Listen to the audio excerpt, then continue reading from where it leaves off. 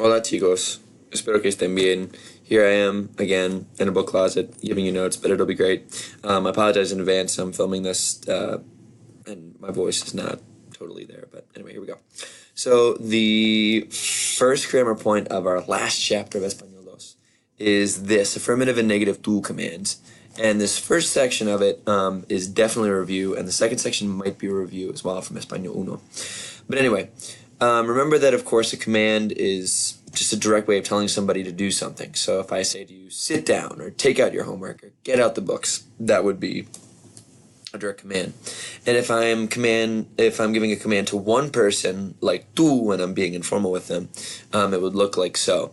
So if I were to tell them to do something, like do this, do that, sit, stand, get out books, forming those commands is really easy in Spanish.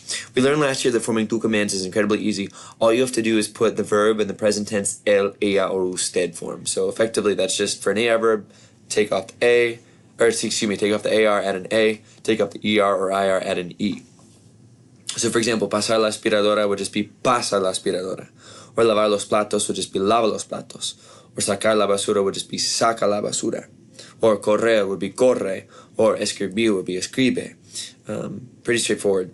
But remember that there are some irregularities, and those irregularities can be remembered using the acronym Vin Diesel has 10 weapons, which if you remember pronounced kind of weirdly sounds like Vin Diesel has 10 weapons. And those give you in order all these different irregular commands that come from these 8 verbs. So for example, venir is ven, salir is sal, tener es ten, poner es pon, decir es di, hacer es haz, ir es ve, and ser is se, with an accent. So those are positive tu commands again. Those are a review from last year, should be fairly straightforward. Here's some new stuff, I think, but maybe it's review. And they're negative tu commands. Now here's the difference. A positive tu command, of course, is when I tell you to do something. For example, do this, do that. Negative tu command would be tell you the opposite of that, tell you not to do something. So don't get up, don't get out your books, don't get out your homework, don't sit, don't stand, that kind of thing. And here's how this goes. So for AR verbs, what you'll do is you'll take the yo form of the verb. For example, escuchar, you drop the AR at O, escucho. Then what you would do is take that form, drop the O, and add what we'll call the opposite ending.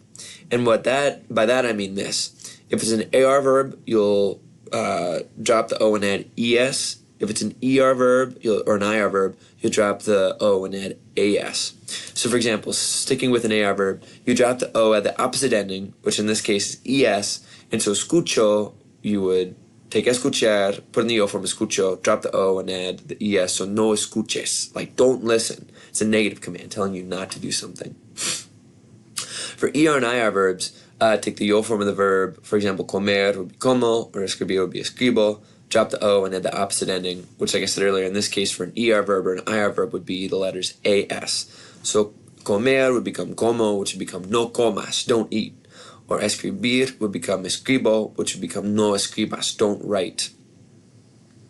Now there are some verbs in Spanish that don't end in an O in the yo form, right? So for example, dar es doy, estar es estoy, ir es voy.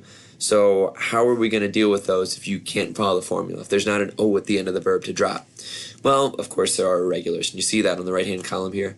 Dar is no des, estar is no estés, ir is no vayas, saber is no sepas, and ser is no seas. Again, all those verbs don't end in O in the O form. Additionally, any verbs that have those weird cargas are verbs in the preterite tense, keep that spelling change for their command form. So for example, no, I think they should say no saques la tarea, because that's a cargas verb. So it'd be S-A-Q-U-E-S, no saques la tarea. Or llegar, no llegues tarde. And for that matter, that's what, some of these weird changes are the reason why we find the yo form in the first place when creating these negative command forms. So like, for example, you couldn't get, let's take hacer for example. The O form of hacer is of course hago, H-A-G-O. So it's from that you'll drop the O and add AS, so no hagas would be don't do. You can't apply that rule to the infinitive, to hacer, because if you were to drop the ER and add the negative to ending AS, it would be like no hagas with a C. and that's no good.